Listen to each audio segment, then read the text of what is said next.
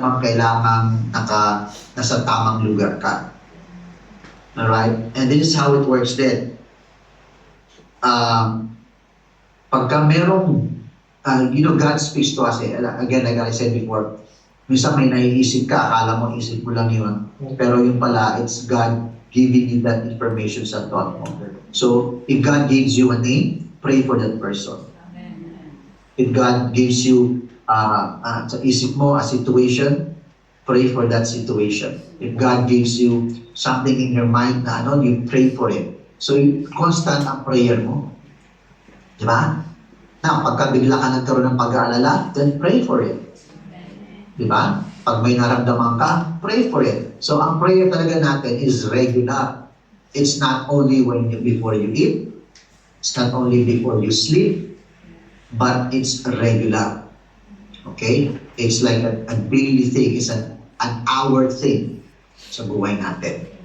Alright? And when we pray, dapat meron tayong full expectation. Diba? Kasi kung nag-pray tayo ng may doubt, Lord, sana, Lord, I hope, Lord, diba? Then it's not, nakikiusap tayo. Remember, you have to know your position when you pray. Diba? You have to know that you have the authority. You have to know that you have the life of God. So, you when you pray, just spill it out loud with full expectation, with full believing that God's gonna do it. Di ba sabi nga sa Bible, when you pray, pray as if you have received it. So, when you pray, kailangan talagang andun tayo sa sinasabi natin. Amen? Kaya ba natin yun? Yeah. Alright? You can also practice it. Practice believing it by doing it one step at a time. That's how I do it. When I pray for something, isipin na iba kasi parang ang yabang. Diba? No, when you pray as if you have it. Example lang, halimbawa, it's something physical lang para mas tangible. Diba? Dahil malalayo yung binabiyahin namin parate. Yung sasakyan po kasi namin is SUV. It's SUV. It's a big car. Kasang po si Renji, kaya malaki. So, dahil minsan, pagka malalayo yung biyahe, pag tinatanong, ano sakyan mo ganyan? Then we say, by faith, when we pray about it, papasok na tayo sa ating SUV. Papasok tayo sa ating Grandia. Yan. Diba? Kahit maliit, may sakyan, pero because you pray for it, you have to feel it. Yes? Diba? So, you sit down there and then as if parang ang laki, talagang feeling ko, ang taas ng feeling ko. Diba? Ganun lang yun. So, hindi siya parang, nagjo-joke lang, naglalaro lang. No, it sounds funny, but it feels good.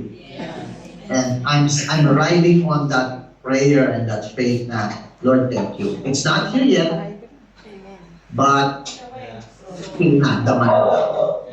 Diba? Sometimes we pray for things. Ay, narinig kaya? Ayan na, kulit, may dumaan. Hey!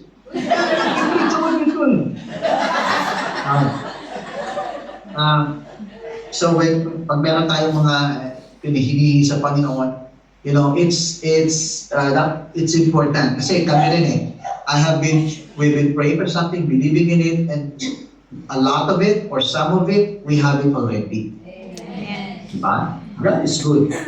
Diba? So all you have to do lang talaga when we pray is really believe it. And there is an expectation. Amen?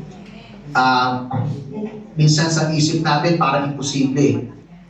Remember, don't trust the eyes, the physical eyes, because the eyes can deceive you. But you have to believe what God can do.